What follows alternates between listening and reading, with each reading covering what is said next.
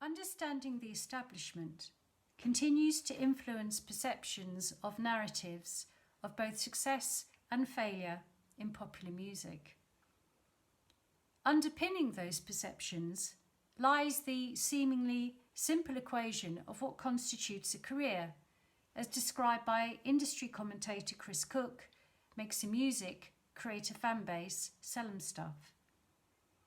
The challenges that accompany the pursuit of this formula, however, has resulted in a complex, fractured landscape populated by different players navigating different paths within both creative and business fields of practice, supported by the trade bodies and organisations representing both the mainstream majors and various tiers that comprise the independent sector. Recent media attention concurs with the argument that creative control is a significantly viable means of navigating different kinds of progress in this multi-tiered, complicated landscape, particularly for those othered by an industry ever narrow and uniform at the top, despite the DIY explosion at the bottom. And that argument is buoyed up through recognition within the industry of the leverage afforded by individual rather than corporate muscle.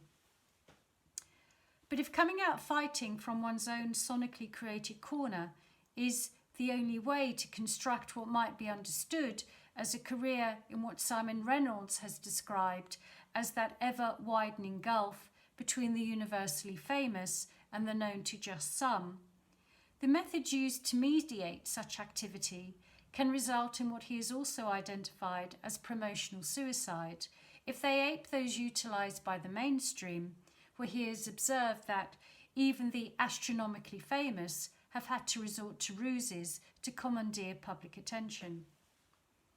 So what do the existing routes that may follow the splendid isolation of creativity tell us? Can they result in what Reynolds suggests might be a scintilla of significance amidst the rubble of the mainstream, where institutional gatekeeping remains wearily consistent in its systemic discrimination based on gender, race, class and age? From the many conversations I've been listening to in recent months between different industry professionals representing all sectors and between different kinds of songwriters navigating their creativity within mainstream, commercial and independent music crossing a range of genres, it strikes me that there are a number of tensions at play when considering this general theme of rebellion and commerce that are played out so dynamically within and on the peripheries of different representations of the establishment that underscore the business, both literally and figuratively, of popular music. I consider here how these tensions are played out in some different narratives and interpretations of success, both within and beyond the walls of the establishment, and in some contrasting narratives and interpretations of systemic and individual failure. And in so doing, I also consider how notions of rebellion might be positioned within those narratives, but also whether rebellion within popular music is an outmoded concept in the light of the recent claim that the industry itself is an outmoded model. Speaking last month on the BBC Arts programme Front Row Late, the pop music journalist Paul Morley discussed the positioning of the industry in our current crisis. He argued that the industry was in crisis anyway and observed this, as we now know, is very much a portal to the future. It's accelerating lots of issues and situations that were in the air anyway. To some extent, it's a very 20th century thing, rock and pop, and it's facing the same problem as jumbo jets and shopping centres, the usual things that are under threat at the moment, cruise liners. It's the first time it's ever had to deal with it. The tensions that I've seen emerge from recent conversations surrounding current models of practice within both the artist and business communities have been in effect dealing with it, and in Russian doll-like fashion can be interpreted from a number of different perspectives. On first reading, they're representative of the minutiae of career construction within and on the sidelines of industry infrastructure. They're also reflective of contemporary issues concerning the music industry more broadly, and in addition, offer a poignant interconnection with other art forms and contribute to the conversation that's been taking place within the arts as to the role of the artist and of creativity more generally in times of crisis. Furthermore, they've been serving as a microcosm to address what Sartre has described as the reality of the world in which we live.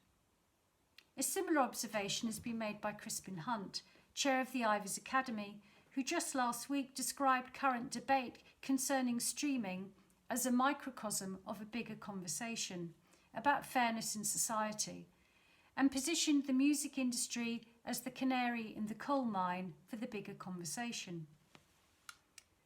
Looking firstly at existing models within the establishment for songwriters, within the structures of the label system, what can be seen is that rigid and narrow parameters remain at work. Vic Bain's 2019 study, Counting the Music Industry, highlights the subsequent consequences in terms of gender, but as with all issues of gender, they're accompanied by those of class, race and age. She's identified that of those writers currently signed to 106 UK music publishers, 14.8% are female, 85.2% are male. Similarly, she identified those artists currently signed to 219 UK music labels, 19.69% are female, 80.31% are male. Despite the clearly outdated and fiercely contested gendered gatekeeping still so potently at play, the label system model remains relentlessly pursued because of the structured support it offers. As Baines explains, the musicians who are signed to publishing companies and record labels are the ones who receive professional and economic support and investment to nourish and support their careers and to earn money. Feeding the label system model are the commercial songwriters, or song assemblers, made up of teams of composers, producers and topliners, each working within their clearly defined roles that do not stray too far from the laws laid down by this sector of the establishment. Listening to a number of commercial topliners speak in recent weeks during some webinars hosted by the Ivors Academy and chaired by Grammy Award winner topliner Victoria Horn, aka Lady V, the discipline of the craft is clearly relished. They view themselves as communicators, fully aware that they must know the market and work within its parameters if they're going to achieve success. As Horn has observed, you need to be aware of the trends. You can't turn in a song that isn't appropriate. They're also aware that they have to navigate the pressures and limitations imposed by those representing this area of the major label establishment, namely A&R, with their demands of, we need the next, whoever it is.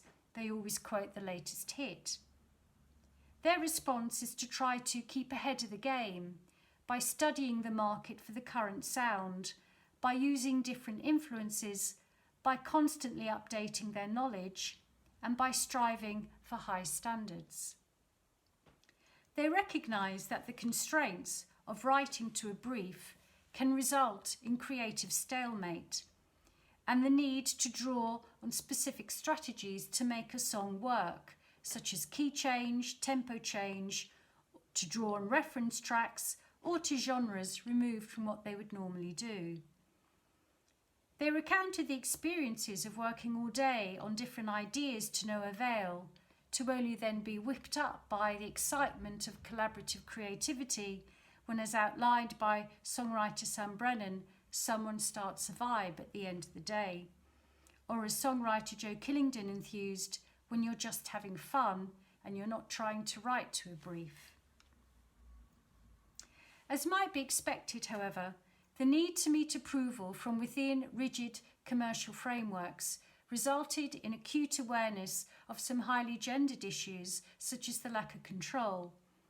Tara MacDonald stated, "I didn't have any control over how I sounded. I didn't have approval." The lack of a voice was another issue experienced, with Horn admitting that, sometimes our opinions don't matter, and ageism. She stated, as women, we get age issues.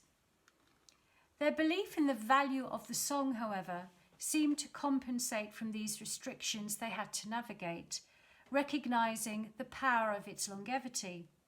Horn commented how a song will have the life that it's destined to have.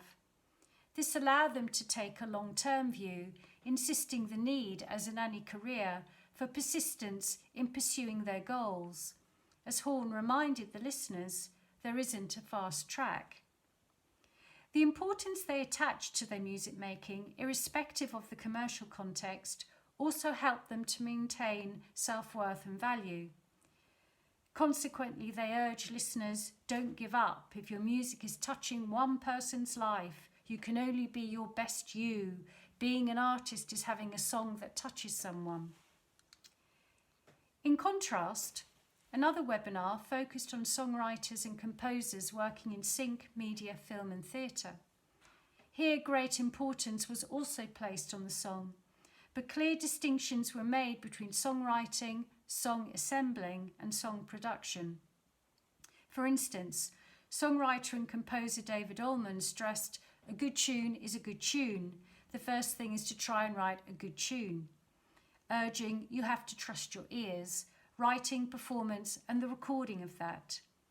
He was critical of the blurring of critical lines in the numbers of people involved in writing teams at the commercial high end, which he saw as the tail wagging the dog when everybody gets involved. He was keen also to make the distinction between good production and a good song, arguing that amazing records are not necessarily amazing songs. Similarly, songwriter Gary Clark also recognised that within commercial mainstream, A&R are so tuned into production, observing that it's the production that's more likely to go out of date than the song. As we move to the peripheries, however, the conversation starts to change. Within the independent sector, live streaming as a model has unsurprisingly been a popular topic in recent weeks, resulting in attention awarded to early adopters such as Emma McGann, who's been live streaming her brand of pop to a clearly defined audience for the last 6 years.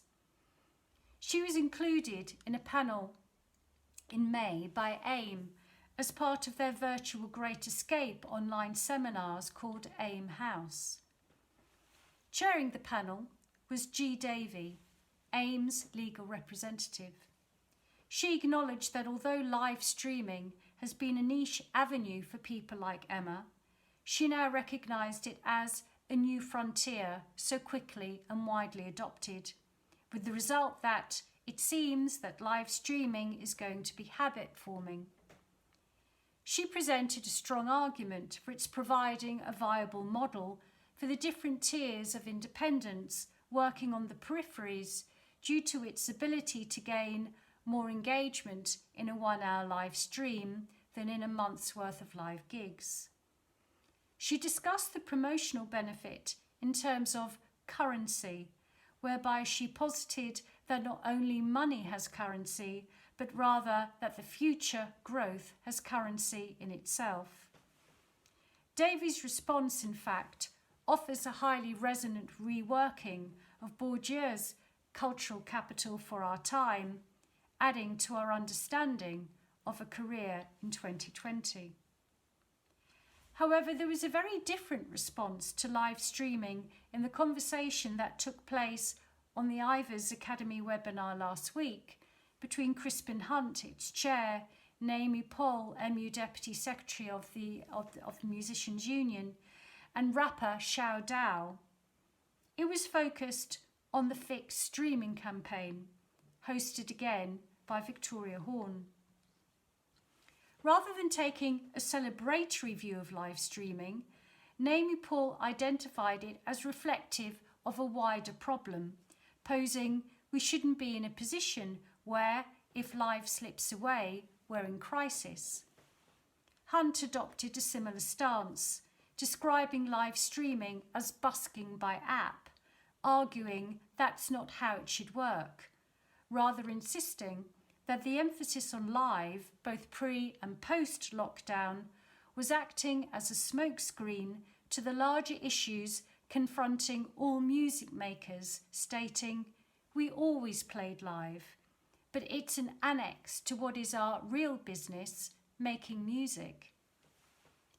The fixed streaming campaign sees notions of rebellion on matters of commerce within the establishment being acted out in real time. During the webinar, Hunt described streaming as the new paradigm, but argued that it was failing creators because the deals remain based on a manufacturing industry instead of reflecting what is now a marketing industry.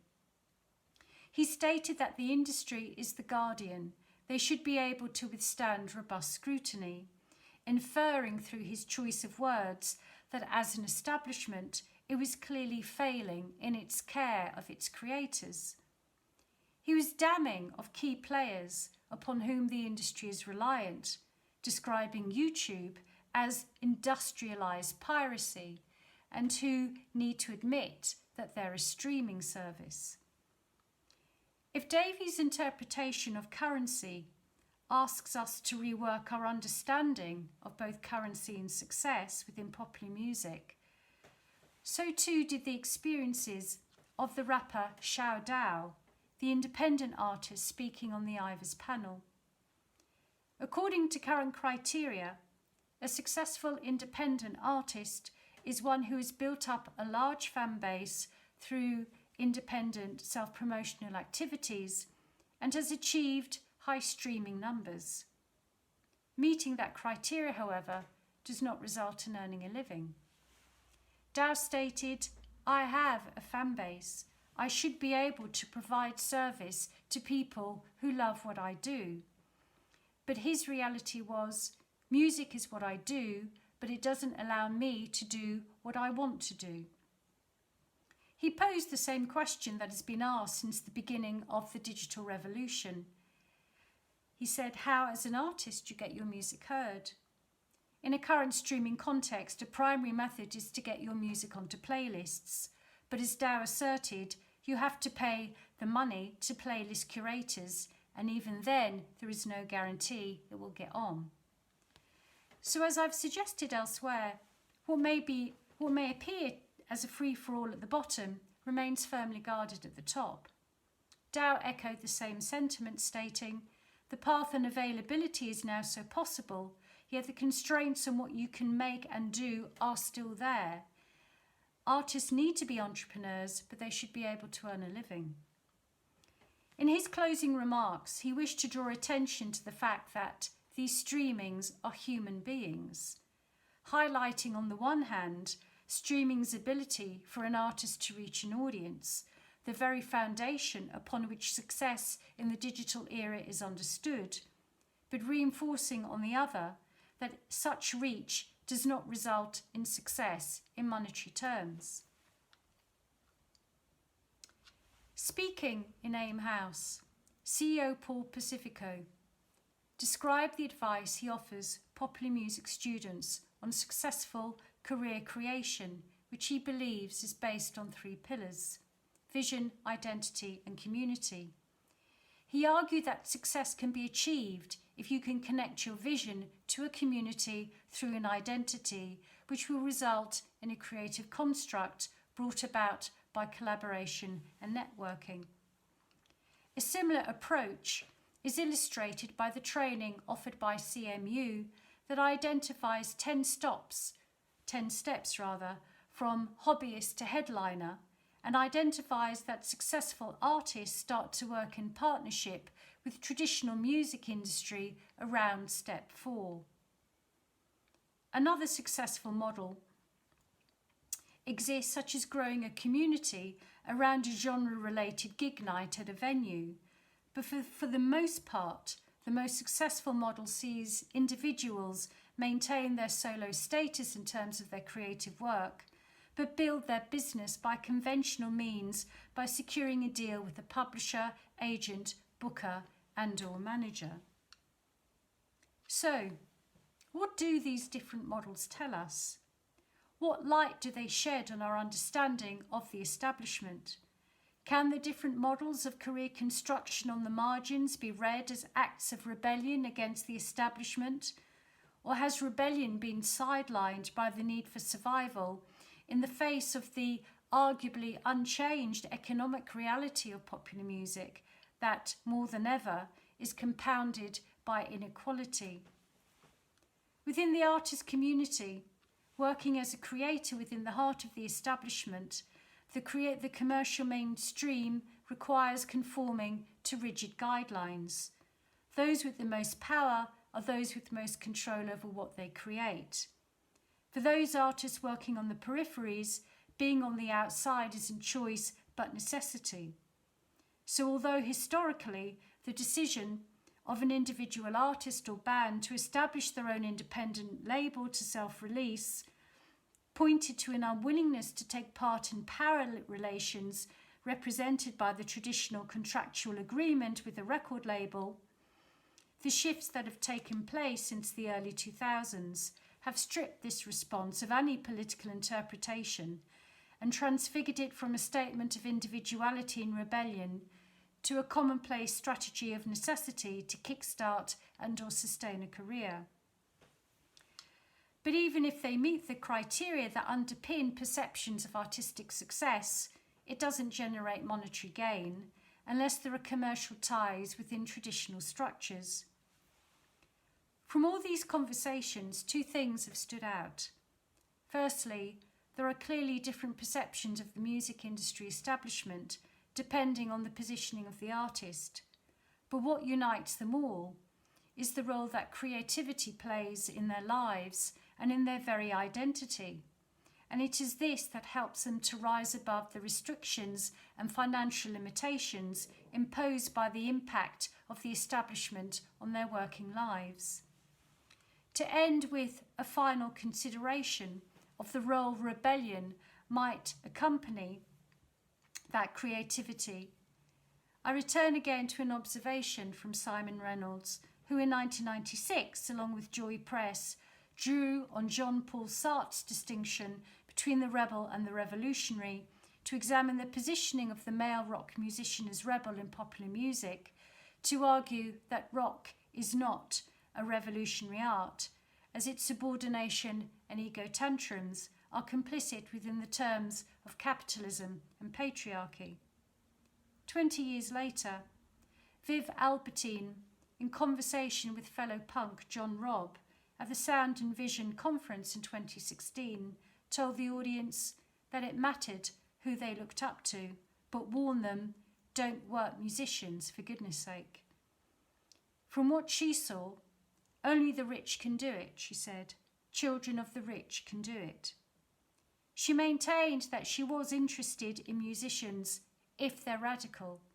I'm into them if they're radical. And cited the possibility of old women with guitars, that's pretty radical. Or work of music from less privileged or war-torn countries, they've got more to say. The reality of what she saw before her, however, the pop music establishment was represented by a male pop star who went to Eton, who she had no intention of looking up to, even, as she said, if he had tattoos. Thank you.